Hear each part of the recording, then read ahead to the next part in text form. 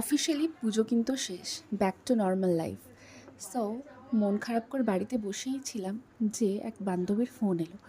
সে বলল যে আর মন খারাপ করে ঘরে বসে থাকতে হবে না, ঝটাপট রেডি হয়ে আমার বাড়িতে চলে আয়। সো যেমন বলা তেমন কাজ, রেডি হয়ে ওর বাড়িতে গেলাম। আর এই দেখো, সব দিদিরা চলে এসেছিলো, মানে সব বান্ধবীরা আমার।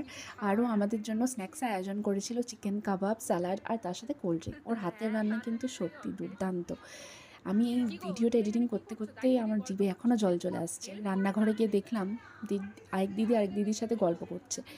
আমি বললাম যে কী গো, গল্প করেই কি আমাদের পেট ভরিয়ে দেবে নাকি, আজকে মেনুতে কী রেখেছো? তো তখন দেখলাম, ও বাবা, আমাদের জন্য গরমাগরম চিকেন বিরিয়ানি আর ছিল চিকেন কষা।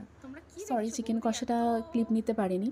আর এখানে দিদিরা দেখছে যে মন দিয়ে কী দেখছে, দেখতেই দেখলাম যে ও বাবা, আমার বান্ধবীর বিয়ের ফ্রেমটা দেখছে, কি সুন্দর লাগছে বলো ওদের। আর ওর ঘরটা এত ভালো করে ডেকোরেট করা, আমি তো জাস্ট মুগ্ধ হয়ে গেছি ওর ডেকোরেশন দেখে। আর আমরা ওর কাছ থেকে কিন্তু ডেকোরেশনের স্কিলগুলোও জেনে নিলাম। দিয়ে আবার বললাম যে আজকে কি শুধু গল্প করেই বাড়ি যাব, নাকি ডিনারে আমাদের চিকেন বিরিয়ানিটা সার্ভ হবে?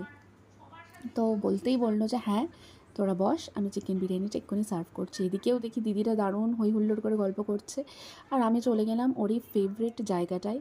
এখানটাও কি সুন্দর ডেকোরেশন করেছে বলো।